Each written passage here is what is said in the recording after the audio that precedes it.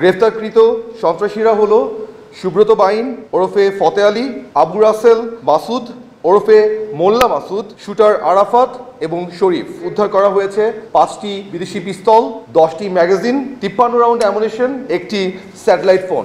আজ ভোর 5টা থেকে শুরু হওয়া কুষ্টিয়া এবং হাতিরঝিলে পরিচালিত সাঁড়াশি অভিযানে 46 ইন্ডিপেন্ডেন্ট ইনফ্যান্ট্রি ব্রিগেড একটি ইউনিট গোপন তথ্যের ভিত্তিতে সফলভাবে 2জন শীর্ষ সন্ত্রাসী এবং তাদের 2জন সহযোগীকে গ্রেফতার করতে সক্ষম হয়।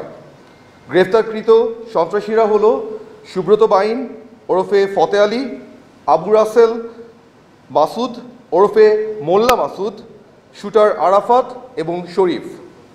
অভিযান চলাকালে তাদের কাছ থেকে উদ্ধার করা হয়েছে 5টি বিদেশি পিস্তল, 10টি ম্যাগাজিন, 53 রাউন্ড অ্যামুনিশন এবং একটি স্যাটেলাইট ফোন। এই চক্রটি দেশের বিভিন্ন অঞ্চলে হত্যা, চাঁদাবাজি এবং নাশকতা চালিয়ে এসেছিল। উল্লেখযোগ্যভাবে সুব্রত বাইন এবং মোল্লা মাসুদ হল তালিকাভুক্ত 23 জন শীর্ষ সন্ত্রাসী দলের অন্যতম নেতা এবং 7 স্টার চক্রের মূল পরিকল্পনাকারী। এই অভিযান ছিল দীর্ঘদিনের গোয়েন্দা তৎপরতা এবং পরিকল্পনার ফসল।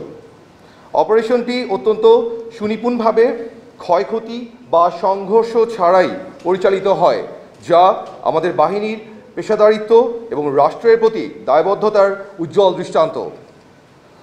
অভিযানে গুরুত্বপূর্ণ সমন্বয় এবং সহায়তা প্রদান করেছে সেনা সদর সামরিক অপারেশন পরিদপ্তর, 55 পদাতিক ডিভিশন, 14 স্বতন্ত্র ইঞ্জিনিয়ার ব্রিগেড, 71 মেকানাইজড ব্রিগেড এবং এনএসআই।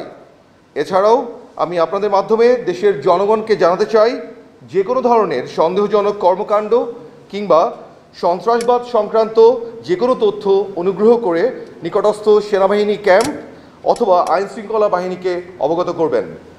আমরা আবারও দৃঢ়ভাবে বলতে চাই, সেনাবাহিনী প্রধানের সুস্পষ্ট নির্দেশনার আলোকে দেশের অভ্যন্তরীণ নিরাপত্তা এবং জনগণের জানমালের সুরক্ষায় বাংলাদেশ সেনাবাহিনী সর্বোচ্চ প্রস্তুত এবং প্রতিশ্রুতিবদ্ধ।